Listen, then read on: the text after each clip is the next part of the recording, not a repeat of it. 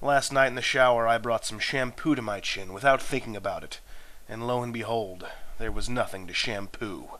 It's moments like that where I realize my beard may be a greater part of me than I would generally admit to.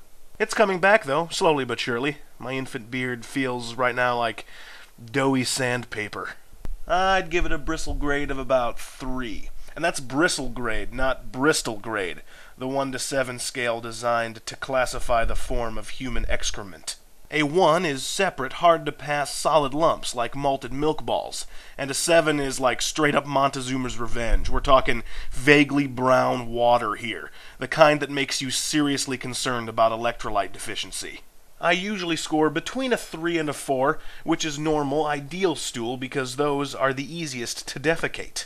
Also, apparently, and I just learned this, squatting is the ideal position for defecation. Because of the resultant diminishment of the abdominal cavity and increased abdominal pressure. And yet, for some reason, most Western civilizations defecate in the sitting position. All I'm trying to say is I miss my beard.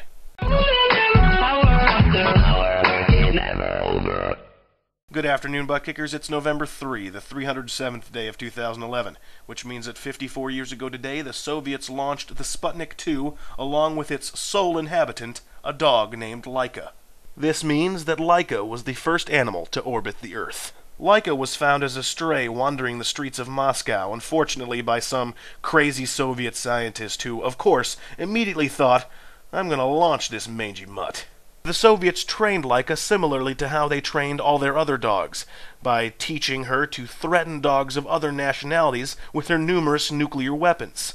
Only when Laïka could carve the exact likeness of Vladimir Lenin out of a 5x5 by 10-foot brick of Alpo was she considered ready for visiting the cosmos. So they strapped her into this big metal traffic cone and threw in a 2-week supply of milk bones and bacon strips. Who's a good girl? Who's a good girl? Who's gonna prove that living beings can survive being launched into orbit and survive weightlessness? Yes, you are! Yes, you are! And then they launched her.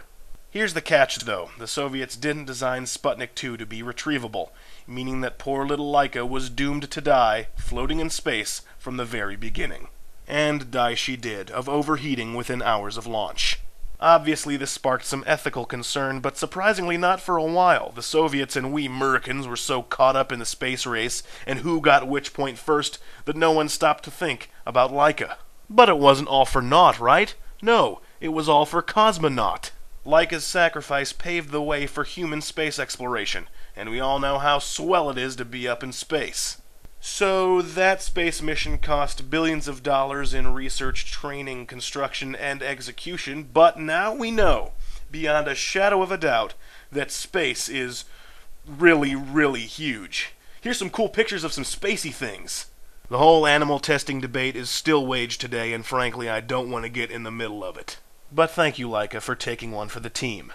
Unfortunately, it wasn't for the home team, but we'll go ahead and allow the Soviets the first animal in space point, so long as they look bad for killing you. Dogs don't go to heaven, but Laïka came closer than most. Until tomorrow, I'm Griff, and I'm still talking.